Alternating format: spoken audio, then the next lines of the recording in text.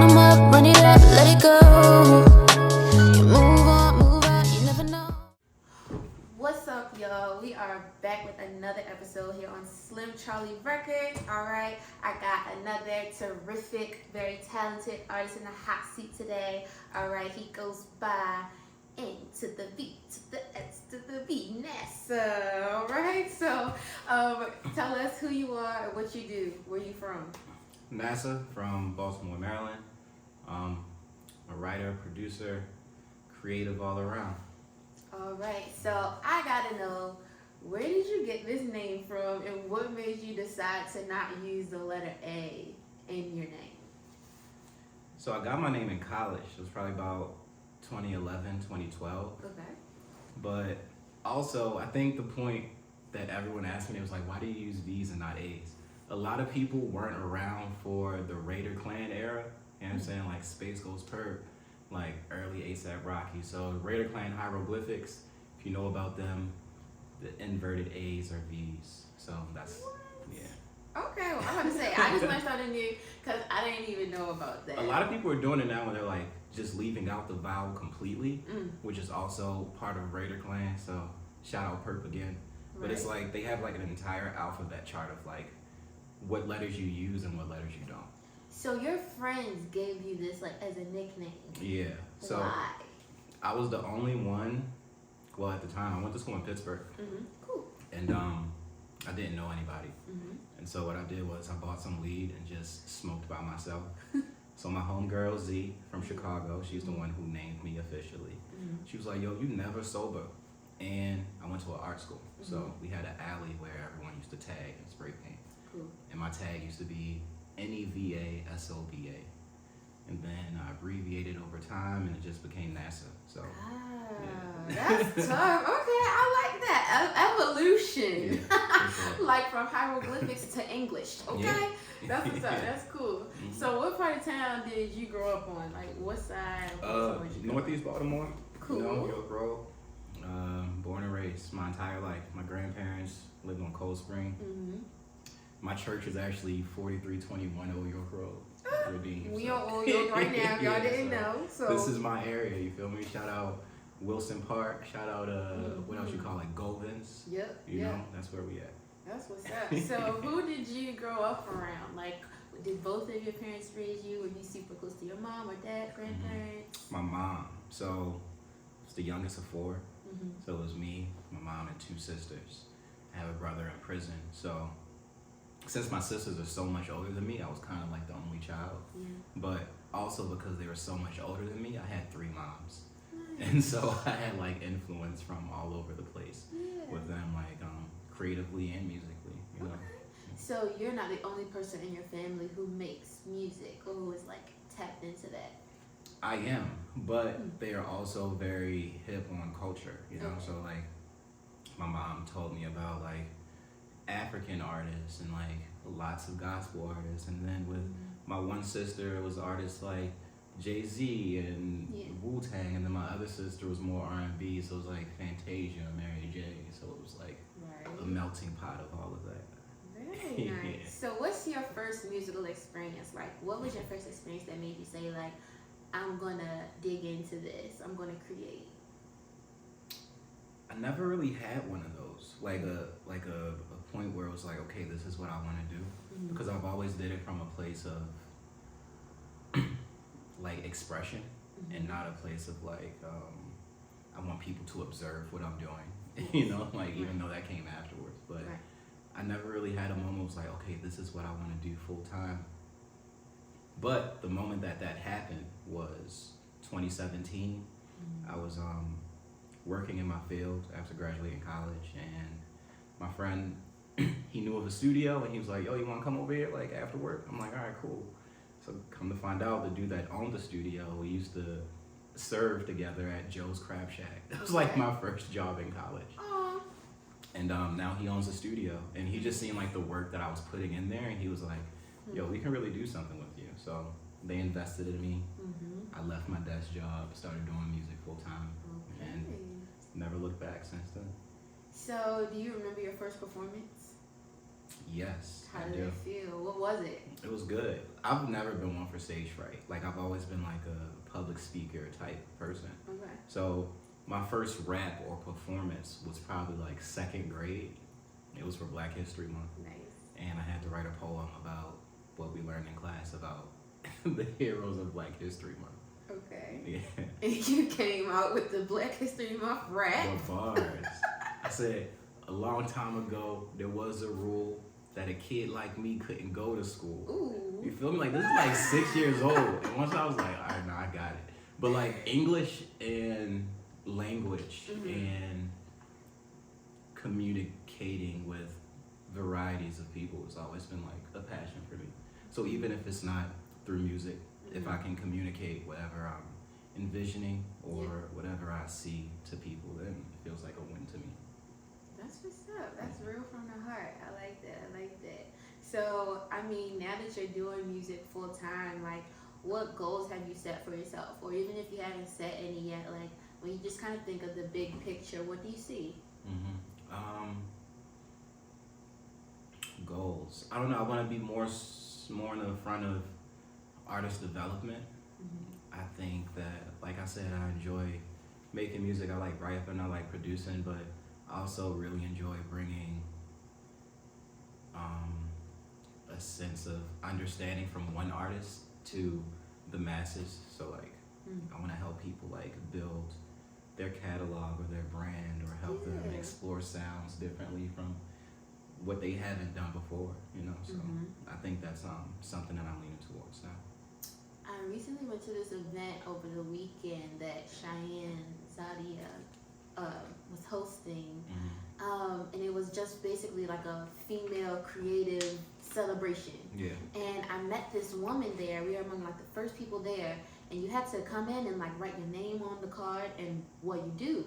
And I looked at her card, and it was just like an artist coach, and I was like, what is that? And she said, well, you know, kind of like a life coach, but just for artists, to, you know, help them kind of navigate, you know, just the hardships that they go through in their like normal life, like when it comes to working and things that are stressful, and how to kind of like iron that all out so that way you can kind of like be 2 feet in on the other side, which is like your straight artist side. And I was like, I didn't even know there were people who did that. Yeah, it's crazy because for a long time, I think pre-social media or pre-in-home studios, that was actually a position within the record label. You know, like an A&R, artist development, someone who is in there with the artist and like, okay, like try it this way, you know, like do it this way, someone to coach them and guide them versus like, I think everyone now is trying to be in the spotlight. So like it's no more. No, that's facts though. I just recently learned that A&Rs do that for people, like kind of serve as like a mentor, like a guide, or like just someone who like kind of helps you out. Like they do a lot. I had no idea. Like I literally just learned this like 2 weeks ago. I kind of thought A&R just kind of find you and say, yeah, this is the person, but I didn't know they actually stick with you. So they're supposed to, you know, like that's the importance of artist development. And a lot of times, especially now from what I see, labels want you to come in already prepared. They don't want to spend time on that development, and like you can't be prepared for something that you don't know anything of, you know. And I think that's the downfall of the music industry per se. Well, I mean, I'm learning stuff, so let's just get into it. What is your take on the music industry? Like, how do you feel about it when I guess as it pertains directly to artist development and how artists are scouted out and what they have to do themselves, or what do they get help with, like as soon as they, I guess, get put on? Yeah. Layered question. So where would we start? Wherever you want. I feel like industry is a broad word to use for what's going on, because especially where we are in Baltimore, like there isn't any infrastructure to create an industry. So I think that, but even when I was in places like Pittsburgh or New York, it's all the same. And that's what I tell my friend, because he's in the spot where it's like, yo, no one's listening to me. Like, I think it's the area that I'm in. And I was like, yo, it's gonna be like that anywhere you are. You know, you got to make sure that you're popping out, make sure that you're showing your face, Right. make sure that you're accessible to the people. So when you do deliver your art, they're just like, who is this? And I think the industry has created a niche within the local scenes, which separates everything even more. You know, so let's say a major label is looking for a street trap drill type artist. Yeah. You know, and because they're looking for that, and because the general or the artist in that place knows of like, okay, this is what they're looking for. I'm gonna tune my art to be that so they can find me. You know, and This is the first I've heard of that. and because of that, the music doesn't sound good because it's not true to them. Right. But also, it's also diluting the scape or what's available. You know, so I don't know. As long as you're true to yourself and true to your art, then you'll be good. But I see a lot of people conforming to try to get to the bag, which, if that's what you want, then do it. Right. You know, like I can't shame you for that, but I don't think that's something that's conductive to the art form of hip hop or R&B or any music in general. Right. And so, like I said, it's a lot of execs who are just sitting online looking for someone with a viral video or looking for someone with millions of plays on songs versus actually understanding who the artist is, like what do they do their art for, and if the art is digestible on a scale where it can be beneficial to both parties. And everything now is just like a microwave. You know, here today, gone tomorrow. No, that's facts, and I hate everything about it. Like, I try not to be like, because I used to hate everything about it too, but I felt myself becoming a hater. You know? And so, like, once you step back and understand, like, bro, it's enough room for everybody. Yeah. You know, you don't gotta hate on nobody, but also, because it's enough room for everybody, you have to understand what everybody's mission is and make sure that you don't mix it up or get it confused with your mission.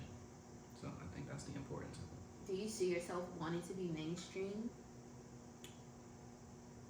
I don't know. It happens. It'll probably happen. And it's funny because, so my favorite rapper right now, this guy goes by Rock Marciano. And he just became quote unquote mainstream. But he's been in the music industry for 25 plus years. Wow. You feel me? And so, like, he's been in those rooms. People give him the respect because they know his artistry. But the mainstream consumer didn't catch on until last year, 2 years ago. Wow. You know, so it's like, as long as you're true to yourself, like I was saying, then those people will be there for you and it will happen organically. Isn't that like similar to what happened with Jill Scott? Like, she didn't get on until when she was in her 30s? Yeah, and so it's a lot of artists like that. I think that what people are afraid of, because people say like hip hop is a young man's sport, but I think that age, whether it's man or woman, age puts this limit within your mind and be like, well, once I make this age, like I'm gonna have to give this dream up because nothing is coming from it. But I think a lot of those people are looking for the wrong things, you know, like a friend of mine once told me, he was like, yo, you're a rapper's rapper. Rapper's rapper. Totally. And so, like, my music, I have an audience that listens to it, but the main gist of my audience are also people who rap. I do it to a level where they can entertain it or enjoy it versus like creating for just the normal rap consumer. You know, it's just like keeping them happy, which I can't say that I do, but the people who enjoy my music mostly are people who understands the complexities and understands the growth and the time that it takes for an artist to create. So Word. I mean, well, speaking of, I was able to tune in to your tape from 2021. What are you seeing? who are you seeing? Who are you seeing? And I mean, just listening to it, like, no doubt this guy is talented. I mean, he's in the hot seat because he's the truth. That's what we say on here. If you're in the seat, you're the truth. Period. Point blank. Okay. But I mean, like, you definitely, I feel like, spit from just such a complex heart and, you know, an analytical mind. And I just want to know, like, was this always your style? Like, how did you, or when did you decide, like, this is the avenue that I want to go? Your beats, for starters, are all just so vintage in a way. And it honestly, me just listening to it and not knowing anything about you, I wouldn't even assume that you were from Baltimore. Yeah. You know, like, you know, the beats that you're using and just your flow, period, is so so raw. It's one of a kind. Thank you. So how did you come across this vibe that you give? Trial and error. Like I said, I just gave you the first 3 bars to the first thing I wrote when I was 6. Yeah, you know, and like that was already type introspective. But I don't know. I think I can attribute that to some of my influences, like Lil Wayne and Lupe Fiasco and Jay-Z and Kanye West and Andre 3000, who had a particular style to them, but they also spoke on what they knew, and they were also very vulnerable when they spoke, you know, and I think that's what I took from them. Speaking on what you know, I like that. I like that a lot. So, I guess what would you say is the theme for the album? How long did it take you to create it, and what is it, you know, based in? What does it mean to you? The theme of the album is self-reflection. That's why it's called Who Are You Seeing? Okay. In the mirrors. Yeah. And I came up with that concept doing drugs experimentally, and also like having discussions with my friends and myself. And one of the questions that sparked that, or one of the observations that sparked that, is who people see when they look at me isn't the same person that I see when I look in the mirror. Like physically, it's a weird phenomenon. Like everyone sees you differently. Yeah. And I thought that was really cool. And I wanted to dive deeper into that because a lot of people have identity crisis, you know, like even when I go out with my girlfriend, she's like, do I call you Nasa or do I call you Aaron? I'm like, call me whatever you want. But also it depends on the environment. You know, if we're in an environment when it's a show or it's artists around, I'm NASA. You know, if it's family, you know, you can call me my real name. But either way, I'm not like really stressing about it because I know who I am. But a lot of people have this misunderstanding of who they are, you know, and like I think it affects their personal life as well as their art. And that's what that project was about mostly. Wow. Yeah. Just call me out then, cause I be waking up every day like, yo. No, it's definitely like something that you have to learn. Cause I have those days too, you know, wake up and be like, what the fuck am I doing? Like, what's happening right now? But as long as you're grounded and you have an understanding of self, you know, everything's good. And I think that that's definitely like one of the keys to even being a creative and being an artist, you know, because at the end of the day, it is a career. It is a career choice. It's a path. And there are a lot of paths that you can take where you having an identity crisis might not affect your career that much. If you're in accounting, you're in accounting, you know, like add the digits. But, you know, being an artist and being a creative and depending so much on your emotions and your thoughts and the energy that you have around you to create, it is so important, I feel like, to and we've seen it in a lot of like our great artists, you know, like how many times does Kanye change his persona, you know, like don't get me started. I love talking about Kanye. Me too, I love Kanye. But he's probably like the prime example of being extremely vulnerable in his art, you know, and like it's from the beginning to where he is now. Even if people don't like it, he's still who he's always and he knows it, and he says it. Like, I wear my heart on the sleeve, you feel me? Like, I love that about him. He's definitely in my top 5. Oh yeah. How about you? Top 5. Who is your top 5? Those names I just named, no particular order though. Okay. Nice. So y'all remember what he just said? No particular order, but y'all got it. You feel me? Y'all got his top 5. So what's coming up next for you this year? What do you have planned? So I am working on a project. The project is called Vessel. You're the first one to know this on platform. Exclusive. I've been teasing some like art that I've been making graphically. Mhm. That's another thing. So I'm involved with, when I create, I'm involved with it on all levels, from the production to the writing to the recording to the visual aspect of it. Nice. And so sometimes I take a break from recording or making beats just to like take pictures or look at movies to get like visual ideas or like draw or paint, you know, so it's all a part of the process. So I've been working on that, and that should be coming summer of this year. Cool. We love a summer project. Okay, summer is so fun and it's so lit and it's warm at nighttime. So that is just a great time to throw vibes out there, throw experiments and projects out. It's a great time to do that. So do you feel like your creative process for this new project and the project that you last released are similar or different? It's different. The last project, Who Are You Seeing, I recorded it completely in California, in LA. Friends of mine, we like planned this artist retreat. Okay. We got a B&B, stayed out there for like a week, and just created. And I think that trip and that experience went a lot into creating that project versus Vessel, you know, like I'm here back in Baltimore. I just moved back in 2021 too, so Okay.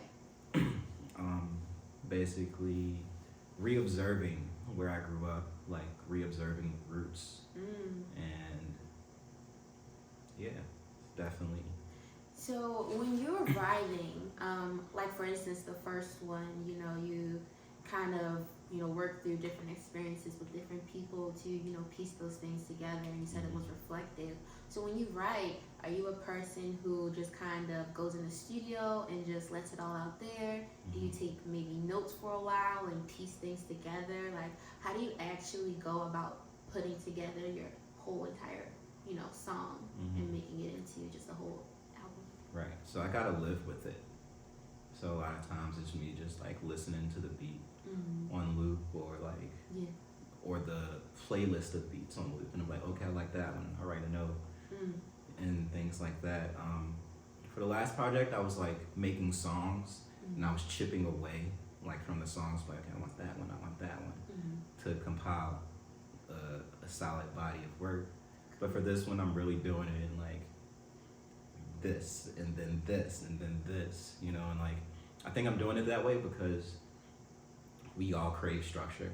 Even Everyone, if we try to everyone run has from their it. own kind of version of structure. You know, and so a lot of times for my previous releases, I've been feeling unstructured because I felt rushed. I felt like I had to keep up with the times. Like, oh, if I don't drop anything, people will forget about me. You know, like. Yeah, I hate that feeling. Definitely have to learn to let that go. And like once you understand yourself, you know, it's like I was saying, my core fan base aren't really, I won't say they aren't expecting anything from me, but they know that the breaks in between the projects, that something is going to be coming and it's going to be amazing because they enjoy what they hear from me. So, Yes. So what do you feel like sets you apart from other artists? Makes you you? What sets me apart? Without being cliche and saying everything, what sets me apart is that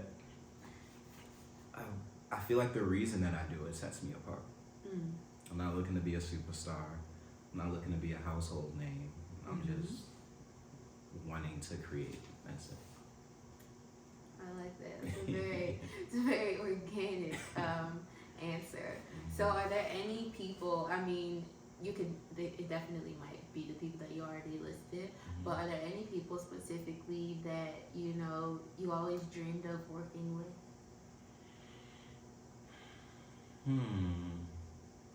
Some people just say no. But you know, I just have to ask. Like, I'm a fan of a lot of people, but I can't say that like I dream of working with people, or like, also because I'm a producer, I might produce something like, oh, so and so would sound great on here, you know, but like that's also coming from my A&R mind, and not my artist mind. It's not like, oh, I want to do a song with so and so on this. Like, no, I want to give you all of this. You know, like I don't want any parts of it. And so I don't know. I really don't have anyone that I would want to work with. off the tip of my tongue, but I'm open to it all. So tell us a little bit more about like your producing bag. Like, who taught you how to produce? Myself. So my sister. Oh, okay. My one sister was dating this guy who was a local producer, artist, and on her computer was FL Studio Volume 7. It was like 5 or 7. I'm telling my age by saying this. And so, because they're at like FL 21 now, that's what I'm using. I know. And so that was kind of like my introduction to it. Yeah. But also, during that time, like home studios were becoming super popular. You know, like you'll buy a microphone from Staples and like plug it into your computer and record on your shitty laptop or computer speakers. You know, like Reverb Nation accounts. Yeah. So like I've been in it probably since 9 or 10 with my friends, like rapping, like that I grew up with. Yeah. And I've always looked at it as fun. I didn't look at it as like an outlet or a way to make money. And so when I left that for a while, when I returned to it, people was like, "How is this so natural to you?" And I was like, it just is. I'm trying to learn it myself at this point. I have a home studio You can and do it. I got the recording part down packed, but once it comes to EQing and like all the That's like mixing and stuff. So that's another thing that's like, it goes based on what you want. You know, like it's one artist I listen to, another name drop, Makami, and he recorded an entire project sitting in his car recording. And the quality of the audio is so shit, like on the vocals, but it creates this character to the song that makes the song amazing. that definitely so creates like, a whole character. Like yeah. if you're looking at music like a book, like based off of the first 1, 2 to 3 songs that you first hear, like if you know it's consistent, you'll definitely create like in your mind what that even looked like. The raspiness, the static, the feedback, like it's all a part of that music at that time. And I think that social media is thrusting us into this constant feel of, or constant strive or reach for perfection, which will never be obtained, you know, because like, what is perfection? Right. But if people are recording in their house and like, oh, I want to sound like Drake, you're never gonna do it, bro. 'Cause Drake is recording on a $10,000 microphone. No, for real. $100,000 treated room, you know, and it's like, it's okay to have those dreams and aspirations, but don't limit yourself and refuse your art because you don't have that. Snaps to that. So I guess like, what is your take on, I guess just building relationships, you know, and I don't even want to say the music industry, but I guess just like here, like in our hometown, like locally in Baltimore, like what has that experience been like for you? Making new friends on this. It's good. So I probably popped out on the scene. Like I said, I moved back here in 2021. Wait, so how long were you living in LA? Were you living there? No, I was only in LA for a trip. I lived in Pittsburgh for 8 years. Okay, Pittsburgh. Yeah, Okay. and then I lived in Brooklyn, New York for 2 years. Okay. Yeah. Cultured. A little bit. So when I came back, I was already like bright-eyed and bushy-tailed, like, where's everyone doing this stuff at? Yeah, You know, like, once I found it, I was pretty quickly acclimated into all of it because the talent speaks for itself, you know? Like, I didn't have to do too much talking. And I think a lot of times it's a double-edged sword. Like, I've been to a show and I performed and someone comes up to me and is like, yo, I didn't know you rap like that. Like, well, how were you supposed to know? Like, you're supposed to start rapping in front of you right now? Like, show you my skill? Like, you're at a show, so this is where I show you what I do, you know? But the scene here is very... Yeah. I don't know if I caught on. Yeah, no, because it's one of those things where it's like, it's wavering. Oh. At some moments, it feels like, oh, this is good. Mm-hmm. And then other moments, it's like, what's happening here? What's Really, happening here? But like I said, that's everywhere you go. Right. You can't avoid the clickiness. You can't avoid the favoritism. You can't avoid the drama within it all. But I think that's because everyone has this want to be heard, and everyone goes about it their own way. Yeah. That's creating diversion within the scene, you know. Yes. And like I said, a part of it is popping out and showing face. But I can't do that if everyone has an event on the same day. You know what I mean? So now I have to pick which event I want to go to. And from your scope, it's like, oh, he picked that over this one. Like, I see who he rocking. I'm like, no, like I just had to That's the team. No, that's how it is though. But like I said, that's everywhere. Like it's nothing unique to Baltimore. I think that's something that local scenes in any city has to struggle with, because also you have the artsy crowd and you have more so of the street crowd. Yeah. You know, and so I think once we find someone who can mesh those two together, then things will work. But it's a dream. I definitely think that, you know, everyone's just kind of going through this phase where they're like, yeah, I'm the next $1 million baby, like, it's me. Like, it's me. Everyone's like, no, it's me. And, you know, I was kind of talking to Kasia and Alien about this. Like, I just really feel like, you know, what music is missing both in the industry and just here, you know, in our homely town, is just that sense of community. Yes. I think that there is so much good music out there, and I think that there are so many, you know, talented people. Like, this is episode 11, so like obviously, like, there's talent here. There are people who are doing amazing things, but I think someone that taps into that really well is John Tyler. Yep. As far as community is absolutely, he's involving doing the right thing. Everyone from everywhere involved with what he's doing. Absolutely. And that's the way you got to do it, you know. But absolutely, like finding a way for everyone to literally shine together, you know. And I feel like, for one, like, how many times do you hear like a certain state is, you know, like the next hottest state? Like, they were just saying it about Memphis, you know, because Glorilla came out of there, and you know, you got Moneybagg Yo, and so, you know, CMG is kind of, you know, popping right now. And so I just feel like they, you know, they did the right thing. Like, they supported each other, you know, they boosted each other. And if we can do that here, like, there will not be any need for anyone to try to stand in front of the other. well, I think they were able to boost each other because there was infrastructure there set in place. So you mentioned CMG, you also got Paper Route, but there's probably some others, you know, who have some type of backing or some type of vision on how to invest into those artists. And lay down bones and like a foundation. I don't think there's anyone here in place at the moment to do that, you know, and like once that happens, I think reaching back is hard for a lot of people, but that goes deeper into an ingrained conversation about what we've been taught as Black people on how to reach back and how to give back. And a lot of what we've been taught, it's not really reaching back, it's sacrificing. You know, it's not really helping.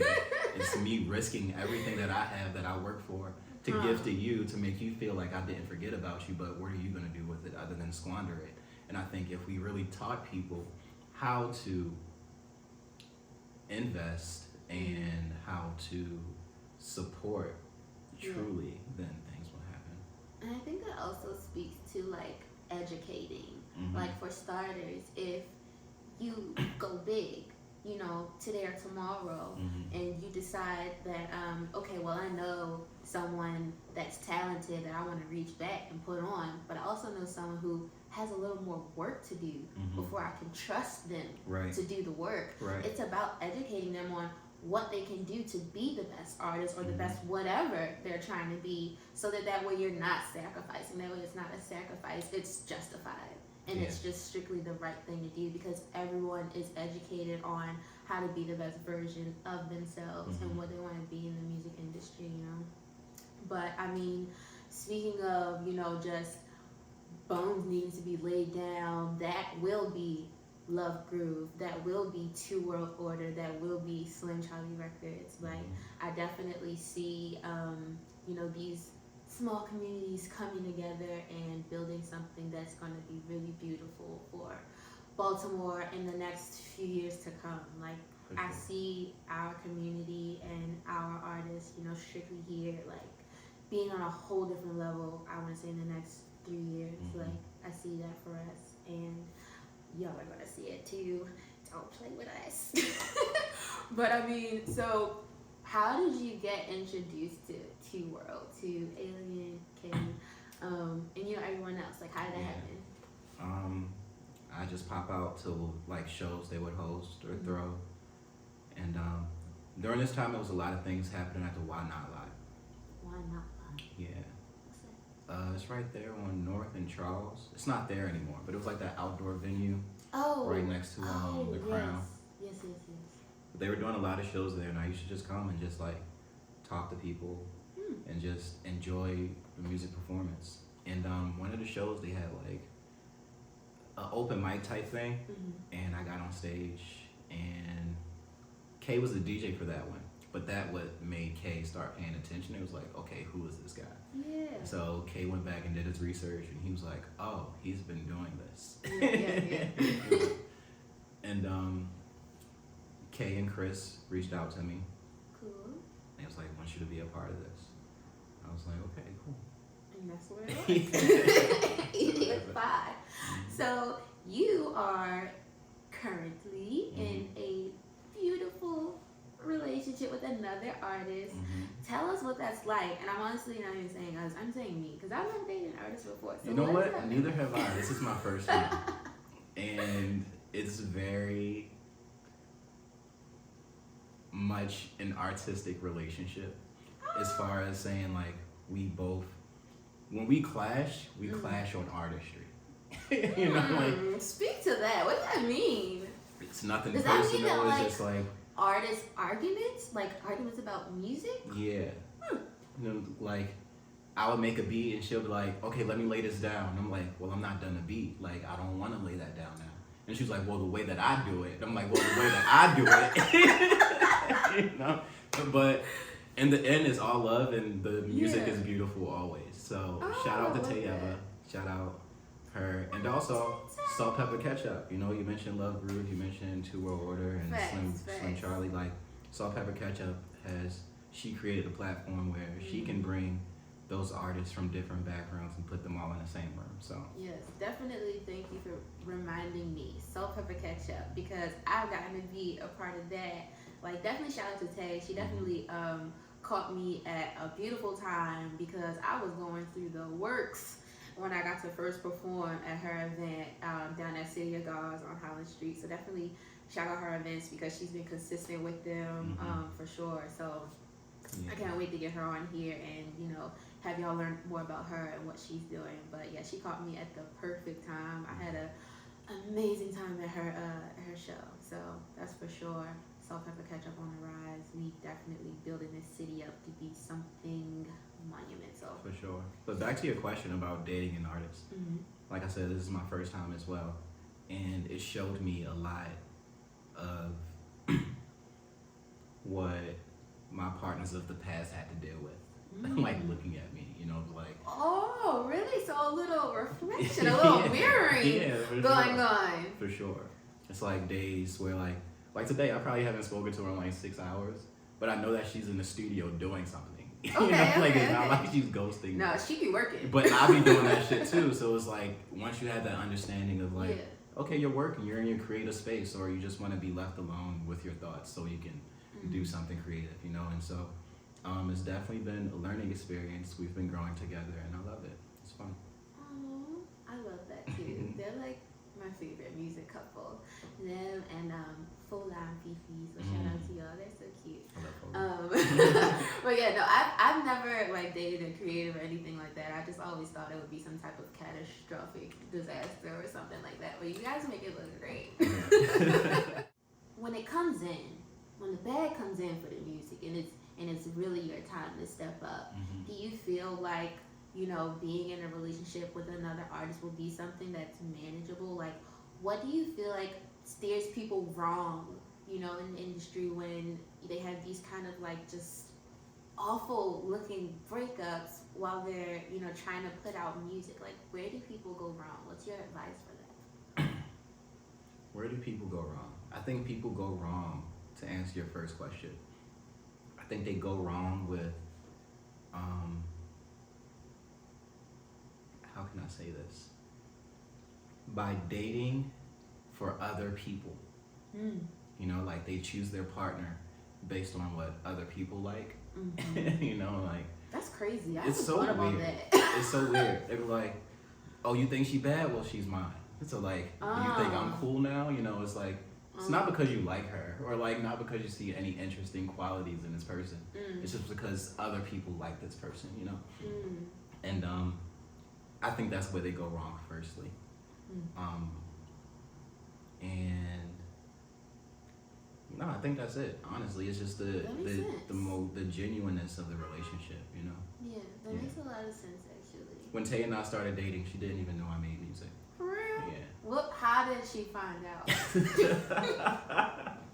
All right, I'm gonna tell Because the hold story. on, that's crazy. No, I'm gonna tell the story because it's crazy. So she hit me up because I knew she made music. Right. So when she hit me up, I was like, "Yeah, pull up. We can make some music." No, well, I didn't say that. I said pull up. She wanted to come over. I said pull up. She came over and I'm at like my desk making beats. And she's on my couch like, why are you ignoring me? You know, so like we were already on two different wavelengths.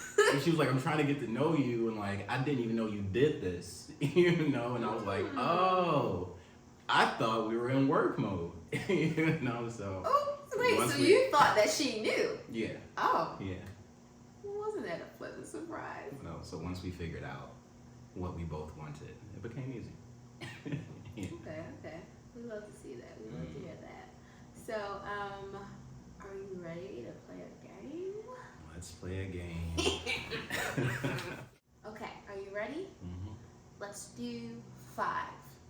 5? We're gonna do 5. Well, no, I'm saying we're gonna like, do is that 5 the word? words. We're gonna do 5 words, Okay. and you try to give me 5 verses. All right. First word, super. Oh, and you have to get into character. With whatever verse you choose, you gotta try to sound like that person. You take on the vibe and everything. Oh, so these aren't even my verses. I'm like, damn, I gotta remember 5 of my verses right now. No. 5 random, other people's verses. Yeah, random. You know, completely random verses or whatever. So, super. So I gotta start rapping a verse. Okay. I know. Super. Soldier boy off in this hoe. Watch me crank and watch me roll. Watch me crank that Superman and. Hey, that's super though. I did it. Okay. Crank that Superman. We love a throwback. I didn't even have MySpace. I wasn't allowed to have social media. So I wasn't part of the Facebook era and stuff like that. MySpace was definitely a time. I only have Facebook now because you need it on Instagram to brand or like do the ad stuff. It's the same thing, which is crazy. I never got to experience that, but I know about it because my friends had it. So, terminate. That's kind of a hard one. Bitch talk slick. I'ma have to terminate her. That was what I was thinking about, yo. Yo, he's smart. Observe. I feel like one of your greats have probably used that. Yeah. Observe. 10 seconds.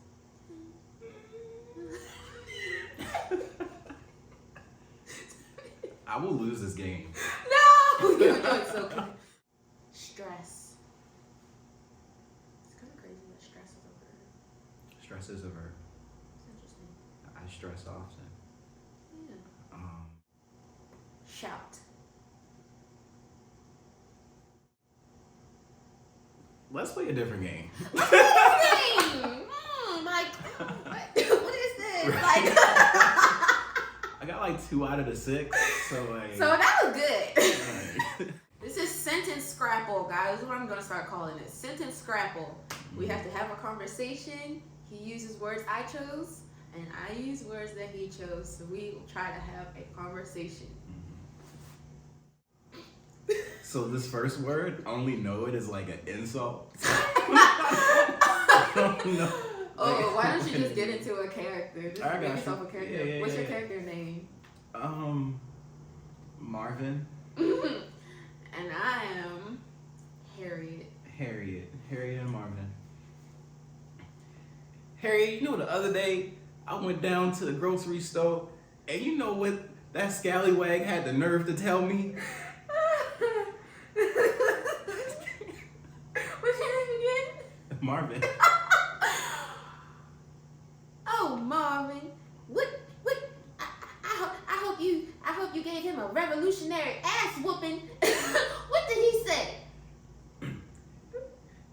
Well, first, before I could give him that, I had to gut him open like a fish belly.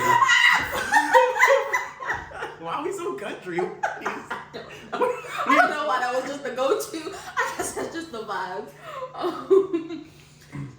All right, so you said this again? I'm going to use my word again. Wait. You want me to say this again? No. Just Wait, revolutionary. You do revolutionary, and I do. Okay. Marvin, well, I hope you gave him a revolutionary ass whooping. What did he say? I was going to.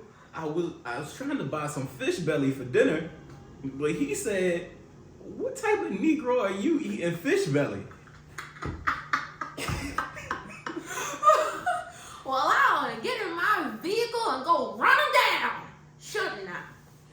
You should, but you gotta be careful because when I was leaving the store, he pulled out some nunchucks.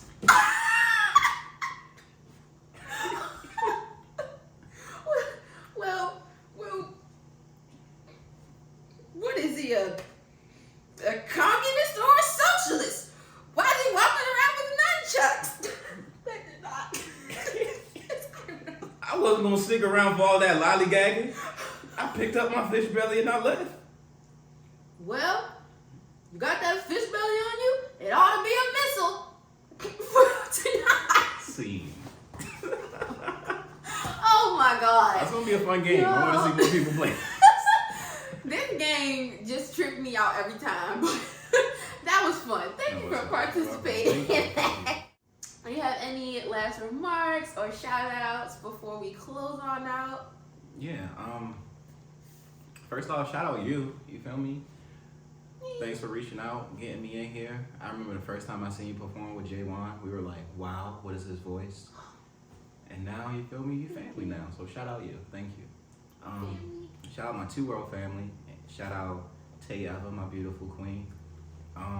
Vessel, summer 23. I don't like dates. Around that time, you'll get it, you feel me? Subscribe to my Bandcamp, that's nvsv.bandcamp.com.